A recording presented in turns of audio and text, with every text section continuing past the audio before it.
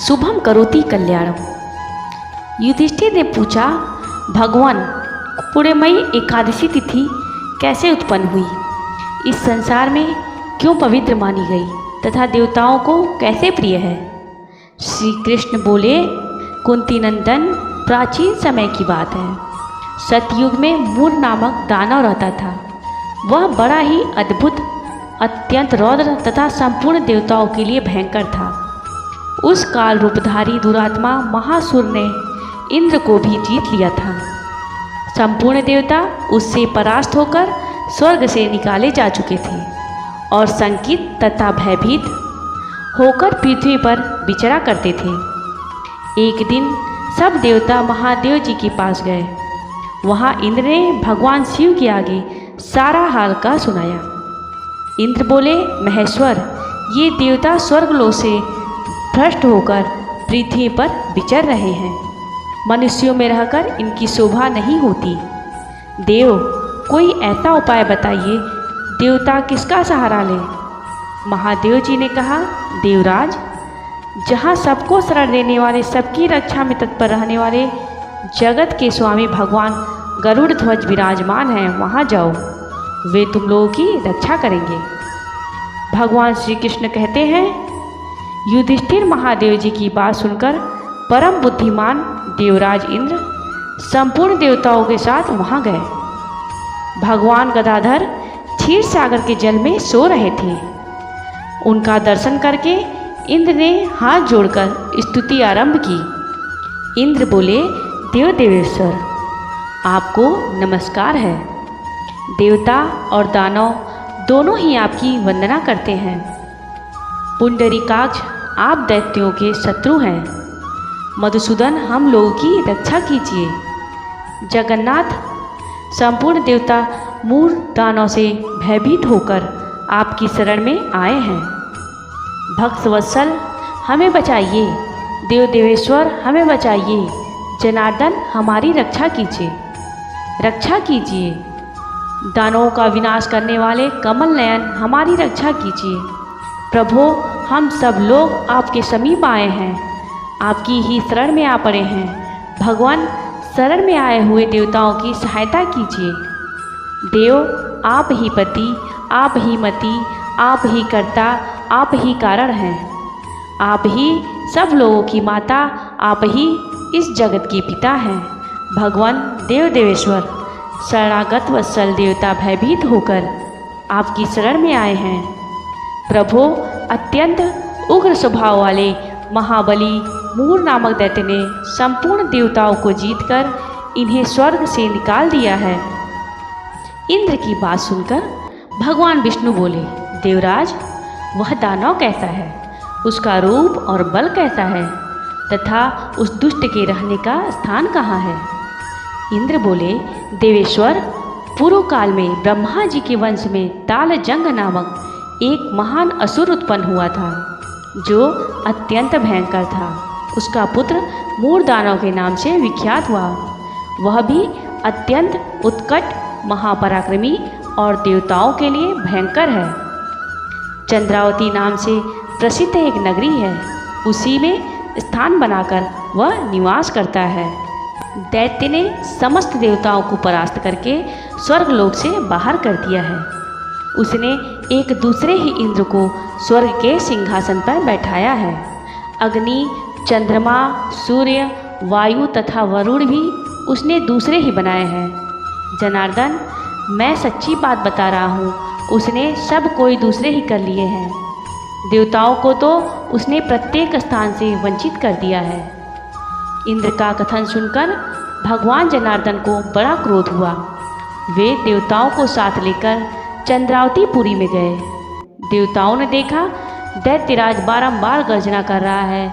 उससे परास्त होकर संपूर्ण देवता दसों दिशाओं में भाग गए। अब वह दानव भगवान विष्णु को देखकर बोला, खड़ा रह, खड़ा रह। उसकी ललकार सुनकर भगवान के नेत्र क्रोध से लाल हो गए। वे बोले, अरे दुराचारी दानव, मेरी इन भुजाओं को देख। यह कहकर श्री विष्णु ने अपने दिव्य बाणों से सामने आए हुए दुष्ट दानवों को मारना आरंभ किया। दानव भय से विहल हो उठे। पांडुनंदन तत्पश्चात श्री विष्णु ने दैत्य सेना पर चक्र का प्रहार किया। उससे छिन्न भिन्न होकर सैकड़ों योद्धा मौत के मुख में चले गए। इसके बाद भगवान मधुसूदन बद्रिकाश्रम को चले गए। वहाँ सिंहावती नाम की गुफा थी जो 12 योजन लंबी थी। पांडुनंदन उस गुफा में एक ही दरवाज़ा था। भगवान विष्णु उसी में सो रहे थे। दानवमूर भगवान को मार डालने के उद्योग में लगा था। वह उनके पीछे लगा रहा। वहाँ पहुंचकर उसने भी उसी गुहा में प्रवेश किया। वहाँ भगवान को सोते देख उसे बड़ा हर्ष हुआ। उसने सोचा, यह दानवों को भय देने वाला देवता है, अतः निस्संदेह इसे मार डालूंगा।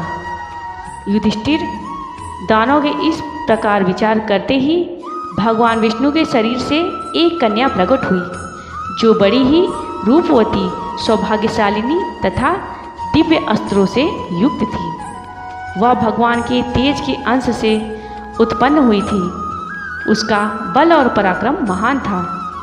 युधिष्ठिर, दानवराज मुर ने उस कन्या को देखा।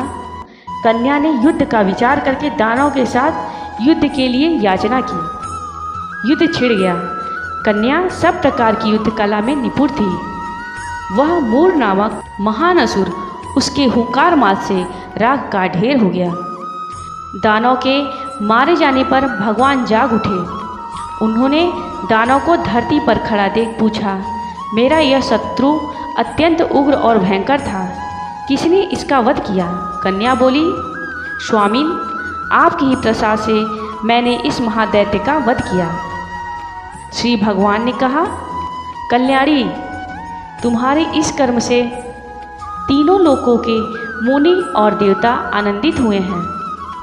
अतः तुम्हारे मन में जैसी रुचि हो उसके अनुसार मुझसे कोई वर मांगो। देव दुर्लभ होने पर भी वह वर मैं तुम्हें दूंगा, इसमें तनिक भी संदेह नहीं है।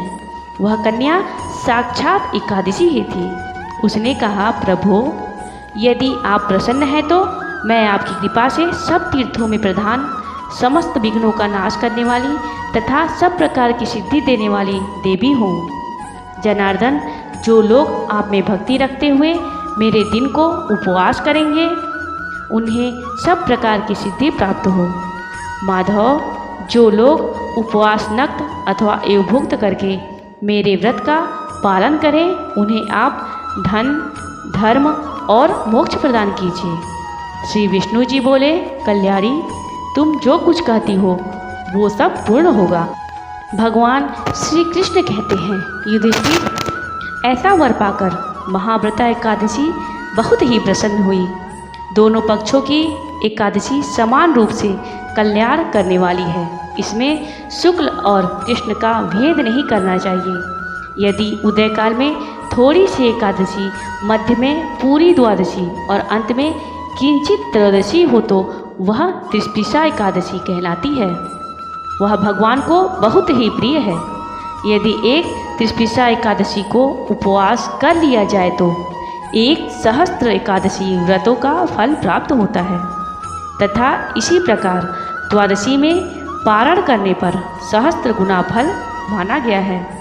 अष्टमी, एकादशी, षष्ठी, तृतीया और चतुर्दशी ये यदि पूर्व तिथि से विद्ध हो तो उनमें व्रत नहीं करना चाहिए।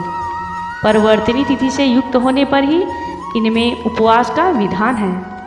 पहले दिन में और रात में भी एकादशी हो तथा दूसरे दिन केवल प्रातःकाल एक दंड एकादशी रहे तो पहली तिथि का परित्याग करके दूसरे दिन की द्वादशी युक्त एकादशी को ही उपवास करना चाहिए। यह विधि मैंने दोनों पक्षों की एकादशी के लिए बताई है।